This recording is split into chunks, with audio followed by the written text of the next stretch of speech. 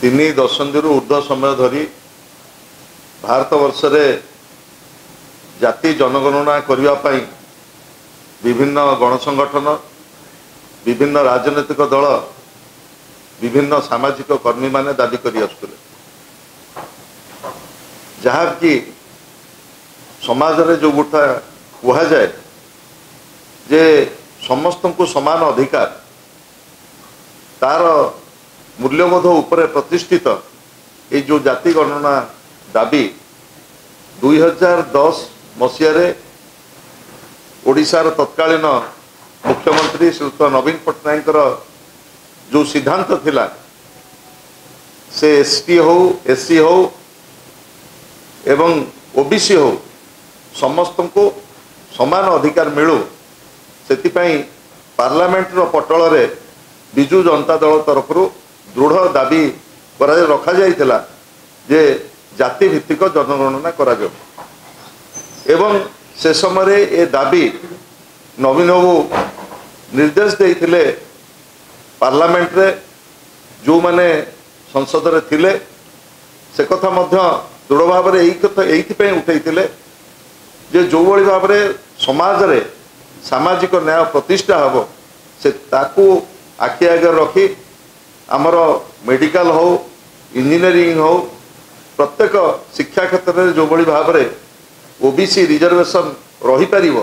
ताकू आखि आगे रखी ताकू पार्लियामेंट रे एक कथा उठा जाइतिला।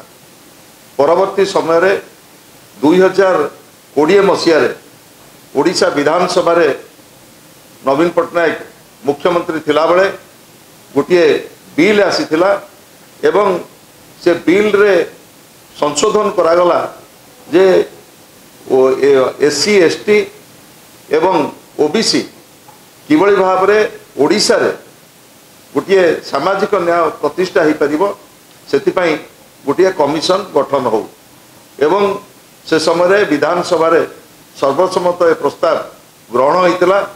एवं ओबीसी कमिशन ओडिशा रे प्रतिष्ठा होइतिला एवं जस्टिस रघुवर विश्वाल का नेतृत्व रे प्रथमे एठी ओबीसी कमिशन गठन होइतिला एवं तार लक्ष्य थिला जे किभली भाव रे समाज रे जो वर्ग को 50 रु ऊर्ध्व जो वर्गर प्रतिनिधित्व रही ओबीसी तांको किभली भाव में मुख्य स्रोत को अणाजिबो एवं शिक्षा क्षेत्र में कहतु सामाजिक क्षेत्र में कहतु अर्थनैतिक क्षेत्र में समस्त को समान अधिकार मिलिबो एवं तार परवर्ती समय रे से पार्लियामेंट हो से विधानसभा हो एवं से राजरास्ता हो बिजु जनता दल एथिपाई गोटे लंबा लड़ई नवीन पट्टनायक नेतृत्व में आम लड़ीचु एवं गला काली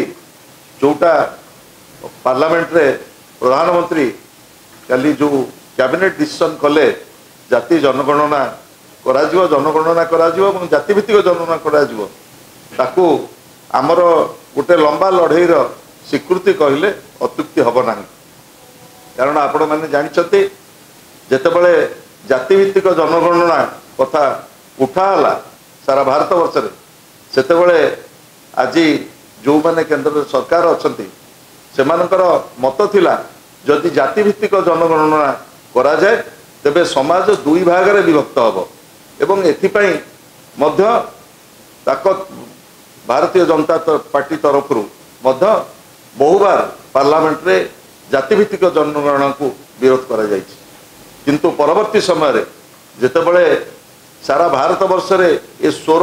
अत्यंत शाणित हला एवं ए स्वर को आगो को किभली भाव में नियाजिबो सेतिपई जेतेबेले प्रांतीय स्तर रे जनमत सृष्टि हला सेतेबेले बाध्य होई केंद्र सरकार यही जो जनगणना एवं ताको जातिभित्तिक जनगणना करबा पई जो निष्पत्ति नैछंती ये बिजु जनता दलर गोटे लंबा लड़ईर तार उपलब्धि कहले अत्युक्ति हम ना एवं मुझे कही रखा चाहे एटी केवल एससी एसटी ओबीसी कथा पड़नी समाज रे किभली भाव में गोटे समानता आसीबो एवं समस्तंकर जो सामाजिक न्यायर जो स्वप्न 35 वर्ष तले भारत वर्षर सामाजिक न्यायर जो नेतृत्व माने देखी से किभली भाव से स्वप्न साकार हम ताकू आज आमे गोटे पद हासिल करचे गोटे लक्ष्य हासिल करचे किंतु मोडालिटी आसिला परे एक कथा स्पष्ट हम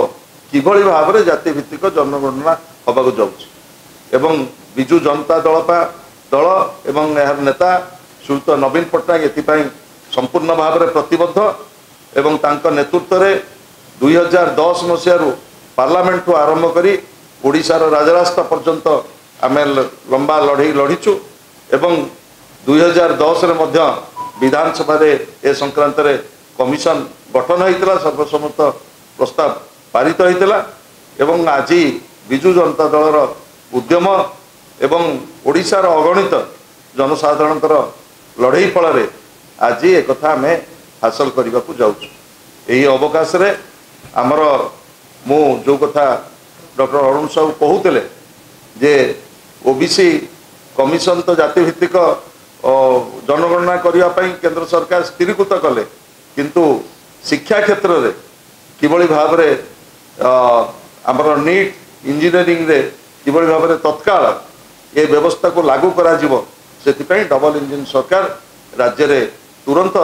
पदक्षेप नियंतु आज ये दाबी पुणी थरे आमे दोहराउछु।